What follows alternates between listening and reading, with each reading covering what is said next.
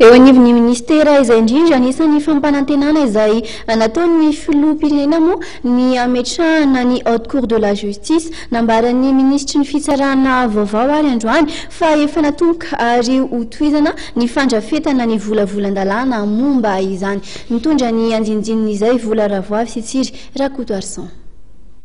Efa natomboka ary hotohizana ny fandrafetana volavolan-dalàna mikasika amin'ny fananganana ny haute cour de justice na ny fitsarana mitondra fanjakana raha ny fanazavana ny ministry ny fitsarana vaovao Ramanantena-Soa Noeline. Io moa anisan'ny fanambiny filohan'ny Repoblika io dia ny projet de loi mikasika ny koa dia efa en cours zao efa nidinina teo misy fotoana moa ilay izy niato kely satria misy an'ilay hoe manolotra olona ny ao amin'ny assemblée ny ao amin'ny sénat dia raha mbola tsy nipetraka moa zany ny assemblée dia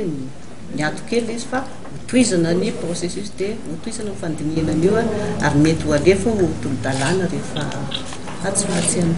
Toy izany ihany koa ny lalàna mikasika ny heliko-behivava iraisam-pirenena na ny crime transnational efa natomboky ny teo anivon'ny ministera ny fitsarana ny fanatanterahana azy ary hotohizana araka nambara ministry ny fitsarana vaovao. Saingy nomarian'ny ministry ny fitsarana fa miankina tanteraka amin'ny politika mpanjakana amin'ny fanohizana izany. Raha nanontaniana mikasika ireo raharaha goavana ao am-pelatana ny fitsarana toy ny raharaha famotsim-bola, ny raharaha fanondrana tsokosokandramena ary ny raharaha samihafa momba ny hetsika politika roa sy roa arivo sy 4 ministry ny fitsarana dia toy izao ny valiteny nentiny. Fondra raha fitsarana rehetra io efa mandeha ny fikarakarana an'ireny tsy hoe zany mandray fanapahan-kevitra fa ny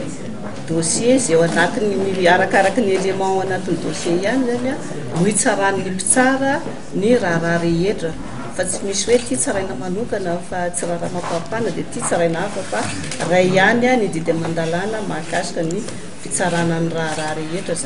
zany hoe misy natao hoe aloha hoe heloka madinika misy ny heloka behivava kanefa dia araka ny lalàna ihany ny tsarana an'ireny. Mikasika ny fandrarana amin'ny fonja dia nilaza ministry ny fitsarana fa anisan'ny ezaka tohizana ny ampihenana anisan'ny voatazona mponja vonjimaika. Misy politika natao tato manao hoe ratio prévenu zany hoe mba jerena zany hoe mba ny olona voatsara sy voaheloka ny tokony hobetsaka ao am-ponja fa tsy ny olona manana vonjimaika. Efa natao zay kanefa dia mbola mafisina hatrany hoe tanina zany ireo mpitsara zany mba hijery andinika lalina hoe